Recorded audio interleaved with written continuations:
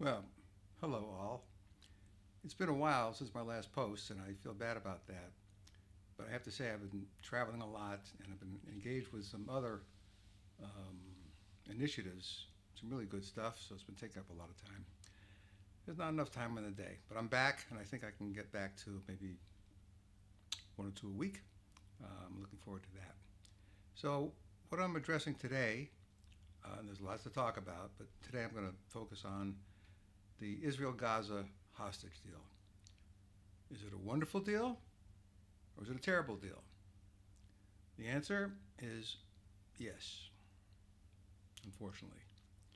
So I'm going to start with some quotes of various people in Israel and America, influential people, politicians, whatever, um, and what they have to say about the hostage deal. And it runs the gamut. It's not a simple yes or no, it goes beyond that. Um, and who will I be quoting? Politicians, families of the hostages, soldiers who have been maimed, families of soldiers who have been killed, Israeli soldiers, the Haredi versus the secular, regular citizens, whatever that is, and now on the American side, some politicians, pundits, people, and some groups. So let me start with some examples of what people have said. For starters, so Yair Lapid, politician, he's with the opposition party. He says an entire country isn't breathing tonight. This was a couple of weeks ago. We're all waiting and we're all praying. Everyone must return home, he added. Benny Gantz, chairman of another party, um, he said that the securing the release for the hostages from the arms of the murderous terror organization Hamas is a top moral and strategic imperative. It is simply the only way forward.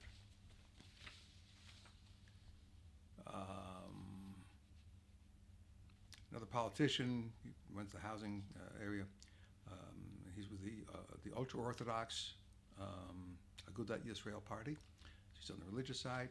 So he tweeted, "Pikuach nefesh," which is saving a life. Saving a life pushes aside the entire Torah. Our sons and daughters who are dying in Hamas tunnels cry out for us and beg for their lives. He added, with God's help, the incomparable commandment of ransoming captives will be successful. Another point of view. Another one. Smotrich. He's a far right guy in the cabinet, a key member of the prime minister's coalition. He expressed concern that the deal would undermine Israel's attempt to destroy Hamas. Quote unquote, we are at a crucial and fateful time for the security, future, and existence of the state of Israel. What stands before us is only one thing, and I'm concerned with it with all my heart and soul, and that is how to achieve the full goals of the war. Three of them: complete victory, the total destruction of Hamas, and the return of all the hostages. Ben Gvir, another far right guy, he's the head of the Osma Yehuda party. He was more forceful and opposing to the deal. He said, the deal that is being formed is terrible.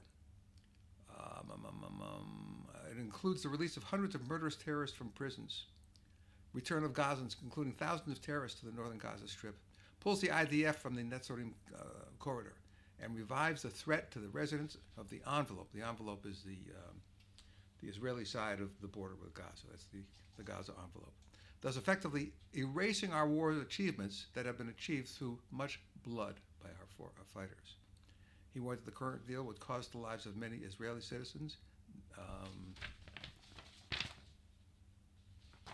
right, and then some other comments, both sides. A couple of weeks ago, thousands of Israelis demonstrated at two separate rallies, one in Tel Aviv and one in Jerusalem. Tel Aviv tends to be liberal. Jerusalem tends to be conservative. And they were both respectively in favor and against the ceasefire deal. So the deal. Let's talk about the deal. So return of the Israel of 33 hostages dead or alive, in return of 1,700 Palestinian prisoners, including killers serving life sentences. Another minister said, the benefits Hamas will draw from this bill, from this first phase, will incentivize it to hold on to the remaining hostages that much more. The hostages for Hamas are currency. Currency, like money is a currency, but this is far more valuable, especially to the Jews. So that's what they do. More. Ben-Gvir and Smotrich, both far-right guys, oppose the deal, and they need to do everything to stop the deal that will result in us causing us to lose the war. Eli Bibas, who's the father of one of the hostages and the grandfather of some of the hostages, including like a 9-month-old little baby hostages.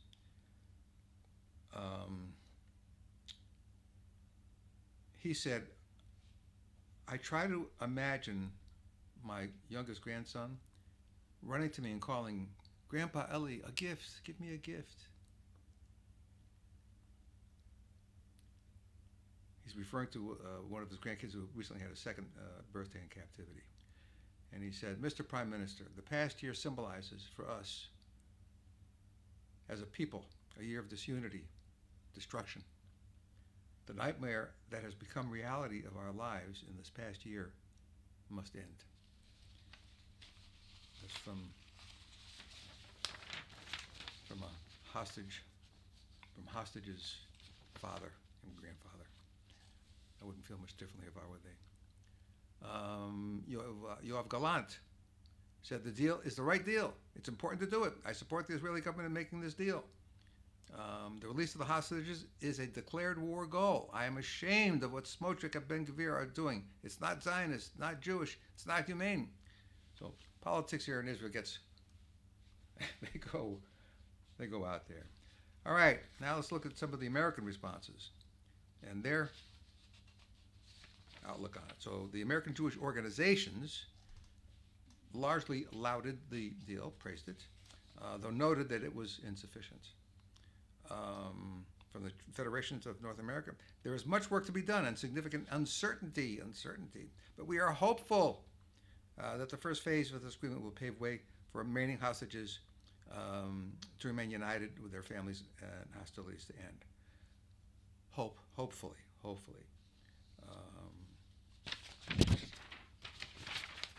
That's his position. And the Federation thanked both Biden and Trump for their unprecedented coordination to bring both sides together to get the deal done. All right, Harriet Schliefer with Conference of Presidents of Major Jewish Organizations stated, we know the announcement today of a deal is just the beginning of a process that will hopefully, here's that word again, hopefully, will bring all the hostages home. You know, I learned not too long ago, hope is not a strategy. Significant. We hope this, we hope that. Hope is not a strategy. AJC, American Jewish Committee, which is very liberal, said the international community must persist in its efforts to ensure that every hostage is reunited with their loved ones. B'nai B'rith, we will not rest until all the hostages are home. Hundreds of Palestinian criminals will be released from Israeli jails in exchange for the hostages. We remain concerned that under the current terms, Hamas, with the assistance of its patron Iran, may be able to reorganize, regenerate, and sow unrest in Israel and across the region, B'nai B'rith said. Just a couple more. Morton Klein with ZOA strongly opposes the hostage deal, even though we are thrilled that a few live Jews are being released. The deal is a terrible case of appeasement, and appeasement always fails. This isn't peace through strength, as Witkoff has stated. It's heartbreaking and infuriating and frightening that Israel's government is agreeing to this deal and that the United States pressured them to do so. All right, almost done. History suggests that hundreds of prisoners that Israel will release as part of the deal will return to killing Jews and will cause more future Jewish deaths than the number we're saving now. as Mr. Sinwar, the rotten Mr. Sinwar, has said, he said on October 8th of last year, that October 7th was a dress rehearsal. We will do this again and again and again. Stronger, deeper into Israel, with more effect. We believe them. He went on to say that, is this what almost 1,000 young Jewish soldiers died for and lost limbs for in Gaza? As one soldier said to him in pain, is this why I lost both my legs? To have a hostage deal that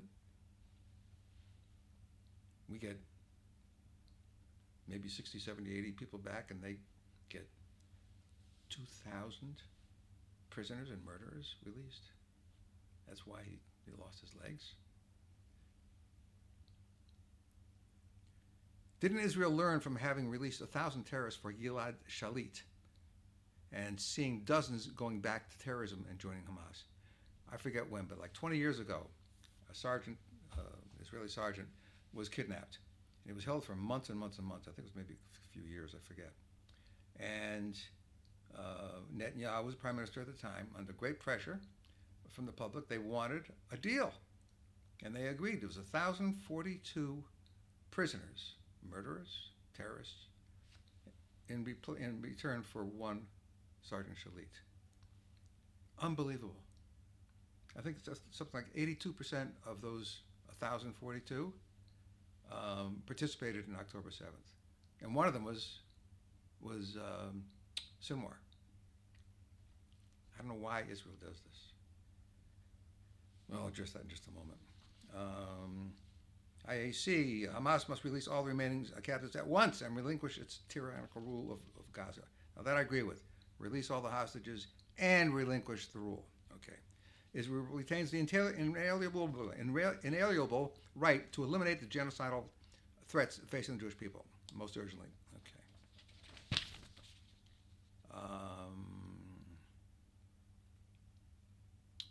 It's hope again, that the Trump administration coming in and relevant global and regional actors will to make certain that Hamas upholds its commitment and releases all the hostages. That's an oxymoron, that Hamas upholds its commitment. Don't hold your breath. Roz Rothstein would stand with us. We remain vigilant in following the developments and hopeful, there's that hopeful word again, that Hamas will adhere to the agreement. Don't hold your breath, folks. Hope is not a strategy. The Rabbinical Assembly thanked Netanyahu for bringing these negotiations to fruition in recent days and for the recognition of the moral imperative to save lives and redeem hostages. All right.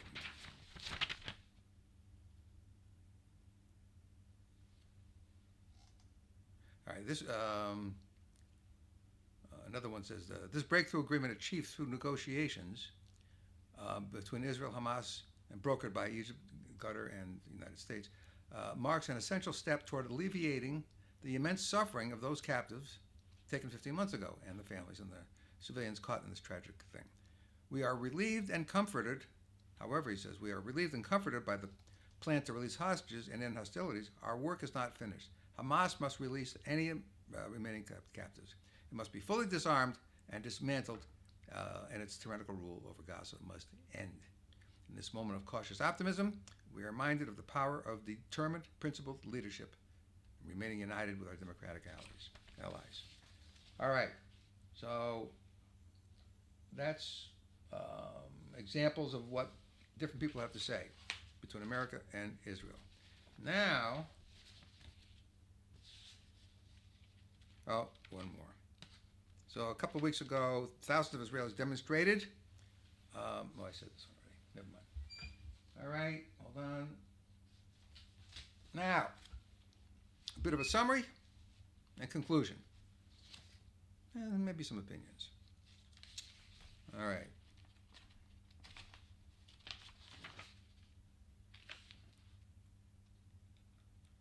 Many of the terrorists are first-degree murderers with blood on their hands.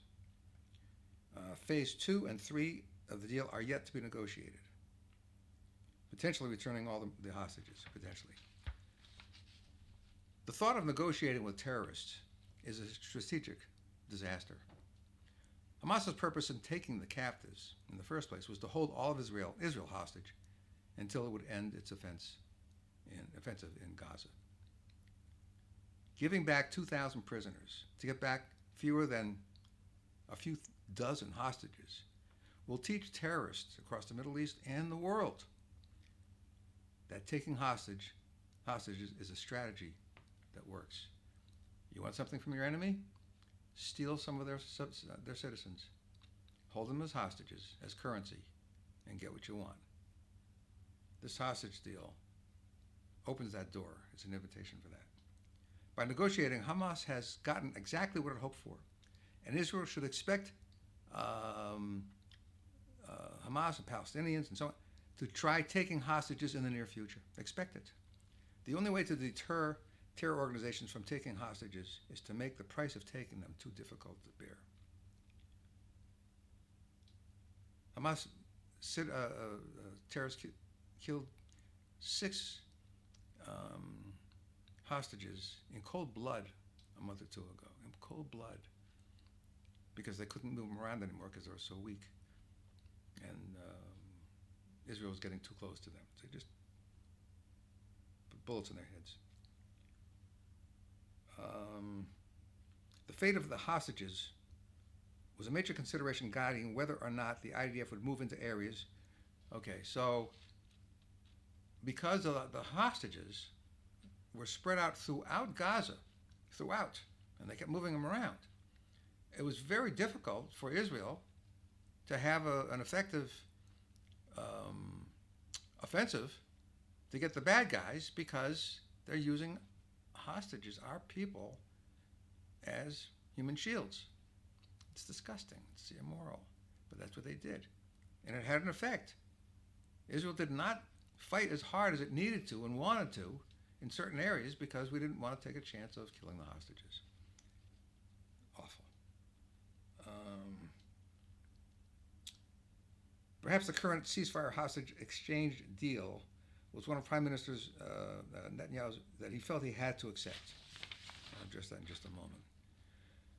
So Israel had always hoped that the hostage release would come as a part of a surrender deal. The hostages would come home in return for the release of prisoners of war, thus the surrender and exile of Hamas leaders, including Sinwar and so on. Yet, the remaining Hamas leaders who are still alive, including Sinwar's own brother, continue to cling to power. The 1,900 security prisoners, many of whom have blood on their hands again, will likely return to terrorist activity. Plus, Israel withdraws from areas that will soon be retaken by Hamas again. This is a heavily lopsided deal. It's a terrible deal. Terrible deal when you look at the whole picture. All right, I'm almost at the end, guys. Bear with me. Are Israelis celebrating? Hell no.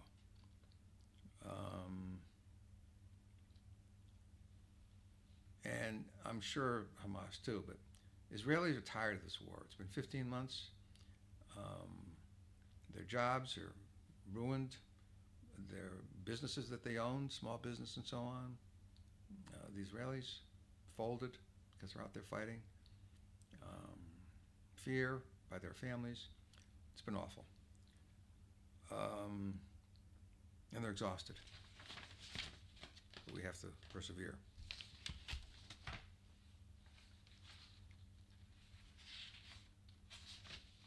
So Israel's not celebrating this hostage deal, but the Palestinians are. By projecting strength in the region, even when severely weakened as they have been, is a key component of maintaining public support. This was Hamas's strategy from the beginning. Kidnap as many Israelis as possible, dead or alive. Use them as trade bait, along with international pressure. Again, currency. Steal these people, use them as currency. With phase 1 of the deal, which is just ending like now, Hamas retains political control of Gaza so far and continues to place its hands on over all the so-called humanitarian aid entering the Strip. Hamas has been stealing truckloads and truckloads and truckloads every day of humanitarian supplies going in there and then reselling them at exorbitant prices to fund their terror.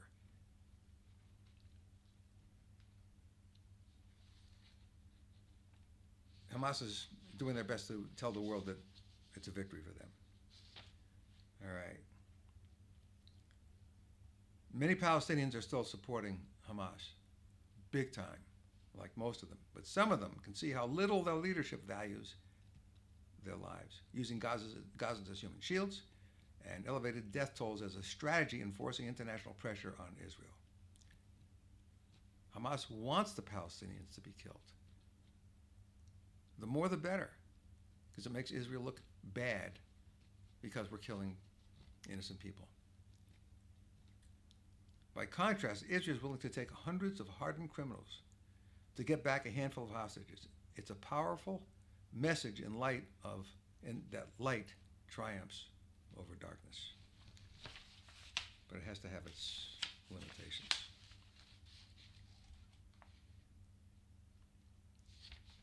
I wanted to get back to so in the Bible, it says that we are commanded to pay a ransom for hostages to get them back. It's in Torah, the Old Testament. However, it also says that, if the ransom that you pay to get these hostages back causes or enables your enemy to take more hostages and have that much more of an advantage and kill more of your people, no, then you don't pay the ransom. You don't pay it. And if they die, they have to die, because many more will die if they do pay it. So people say, well, religiously that we're supposed to pay it. Yeah, but that's not the whole story. So I wanted to share that with you. Israel can't win this war. We're still fighting on 7 fronts. We've knocked the hell out of Hezbollah. We've knocked the hell out of Hamas, but they're both still alive. We've knocked the hell out of Iran's surface-to-air missiles. Their defense is almost gone. We've really hurt them badly. Syria, we've destroyed most of their weapons now that their civil war has ended. So we've done great, but to finish the war, to finish it, we have to finish it. Like my mother used to say with her golf swing, you can't just chop at the ball. You have to go all the way at the follow through. She says that the swing isn't over until it's over. You swing all the way through, and that makes the ball go long and straight. So it's not over until it's over. Well, that's what we have to do. We have to finish. We have to go into Lebanon and not stop at the Litani River, which is 10, 20 miles from the Israel border. We need to go all the way to the top and get all the Hezbollah people. Kill them. And their followers. Kill them. Because it's a disease. If we don't kill them, they're going to kill us. And they certainly showed that. Hamas, we can't stop now. This hostage deal, it's terrible. Some are coming back. Thank God. Baruch Hashem. It's wonderful. But we need to knock out all of Hamas. It will never go away, just like the Nazis never went away. We've talked about this before. There's plenty of Nazis all over the world still, but they have no sovereignty, they have no country, they have no military. They're just a bunch of ragtag, wild nuts. If that can be what Hamas winds up to be, great, because they're not going to go away. It's an ideology. And the same thing with Hezbollah and Iran and the proxies and so on. So we need to finish it, and we need America.